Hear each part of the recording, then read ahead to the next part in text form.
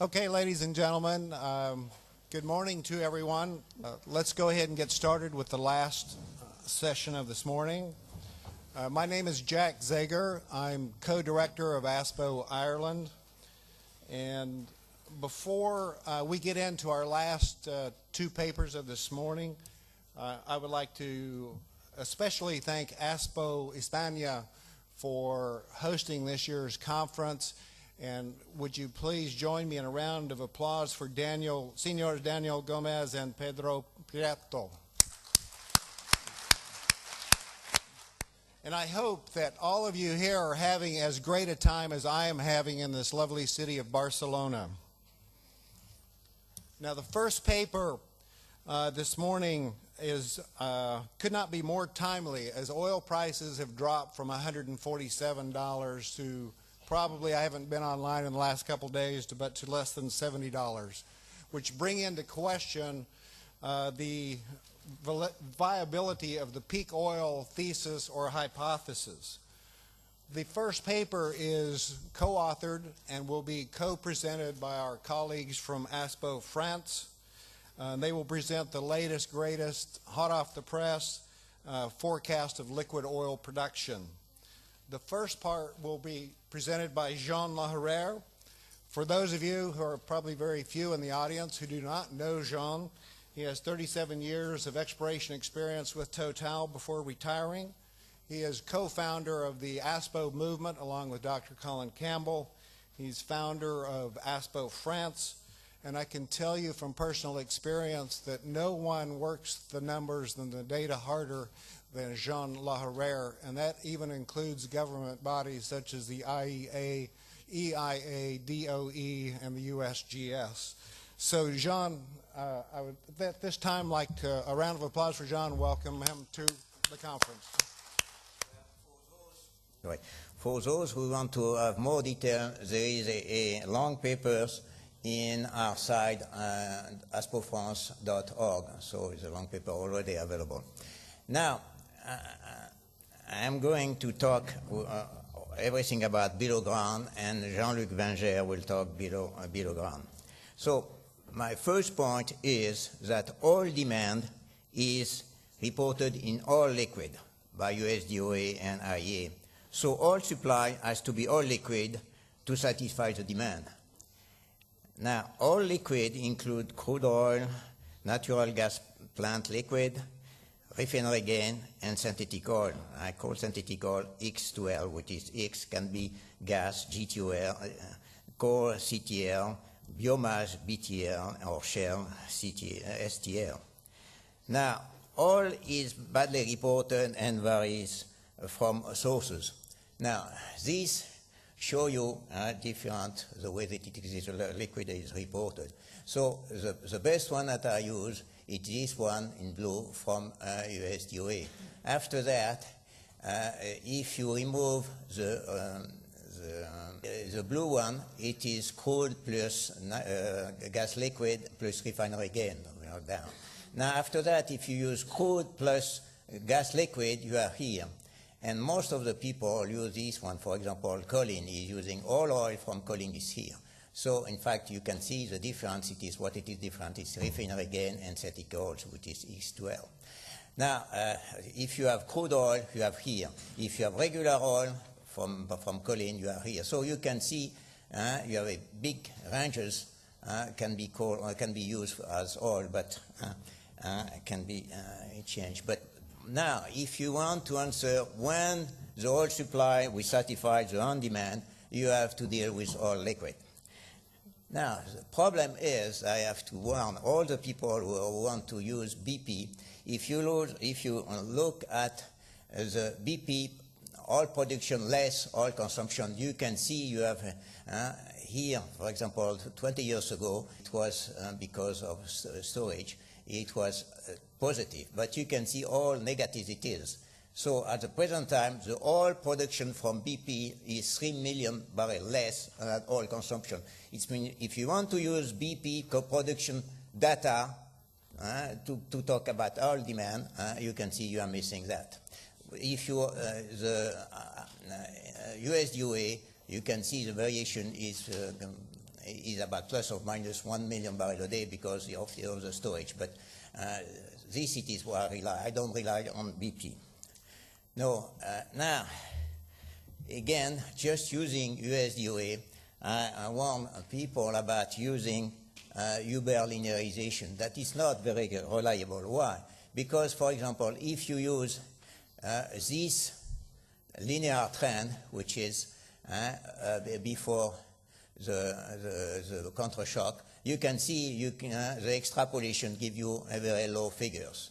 Now, if you use the last 20 years, you can see you have a linear trend, but you can expect to have perhaps another trend going this way or going this way. So you don't know. It's better. And furthermore, if you look in the blue, it is a liquid, and the green, it is the crude. It means that you can see giving roughly the same, when you extrapolate, the same amount of ultimate, which is about 2,000 or 2,200 billion barrels. So everybody knows that between the liquid and the crude oil, you have extra heavy oil, you have, because this, what I call crude, it is crude less extra heavy oil. So you can see this difference is not right. So this, for me, production data is not reliable to estimate ultimate. So you have to rely on Kremin curve. Kremin curve is this kind of thing. Kremin curve, it is, you have to use cumulative discovery versus cumulative number of new field wildcat, which is pure exploration. Now, what I mean discovery, I mean the expected value. It means the 2P proven plus probable, and nothing to do from what it is reported by oil and gas or BP, which is only proven, which is political data, and has to be backdated data. It means it is accumulation of the field, all the field that it is discovered, for example, in Africa. Now, what is amazing, I am always amazed that you can always extrapolate it. In green, it is oil. In red, it is gas. In blue here, it is the number of field. It means that you can see the number of field is fairly straight when you have big change in cumulative. And I am always amazed that you can model this with several cycles. It means you have a first cycle here, and you have another cycle which is mainly deep water. It means that you can see you can extrapolate this one to the kind of hyperbola, but assuming that the number of new wildcat will not be to infinite, so you have to stop somewhere here. Now, the big problem with Kremin curve, it means that you don't know if not going to be another cycle, because this one, it was normal exploration, and after that, it was deep water. So you have to rely on geology to know if it is a new cycle. Now, another way also is to look at the cumulative discovery and using several cycles, not one, for discovery. It means that, for example, here up to that, to this time, it was surface exploration. After that, the big increase in discovery because of seismic. And after that, you have a new cycle, deep water.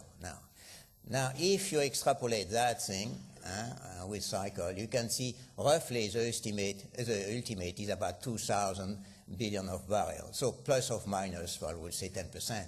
But you can see the problem again is new cycle. But what it is interesting, expecting no new cycle, I don't know where it can be, the yet to find is very little. It means it's less of the accuracy of these data.